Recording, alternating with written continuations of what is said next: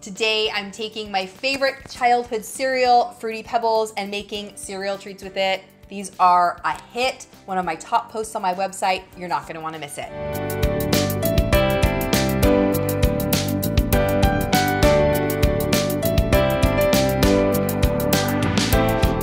Hey everyone, it's Dorothy with crazyforcrust.com and welcome back to my kitchen. Today I'm showing you how to make Fruity Pebble Krispie Treats. This is a Fruity Pebble version of my favorite cereal treat. They're super, super thick because I make them in a 9x13 pan, but they're still extra thick. They are soft and chewy from that marshmallow and gooey center and crunchy from that cereal.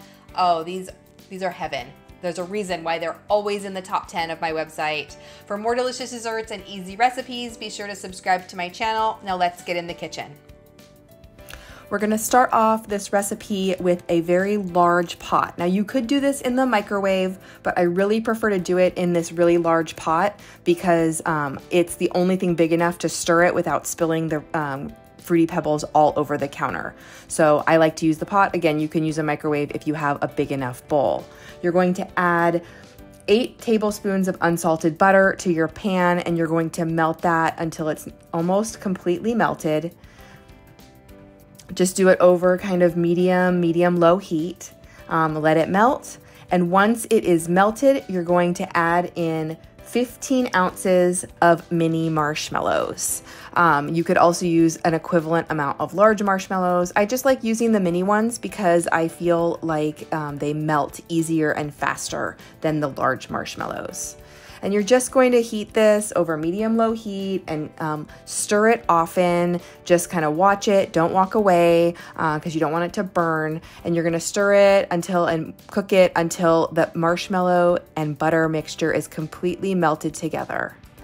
Once it's all melted together, you're gonna add a teaspoon of vanilla extract in there. I like to eyeball it.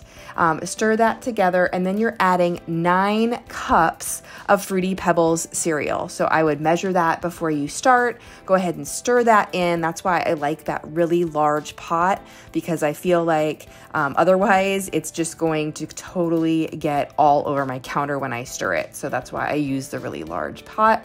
Go ahead and stir it together until it's nice and combined. And then you're going to press this into a 9x13-inch pan that's been lined with foil and sprayed with nonstick cooking spray. I like to prepare that pan before I start cooking.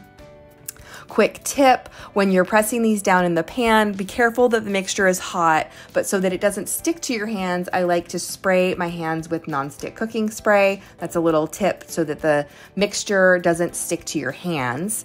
Just be careful though, it is hot. Press these until they are compact and then let them set until they're solid, and then you can slice them and it's time to eat them.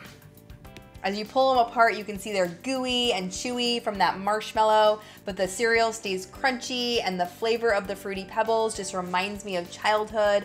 I have a total addiction to Fruity Pebbles. What's left of that box is gonna be gone by tomorrow.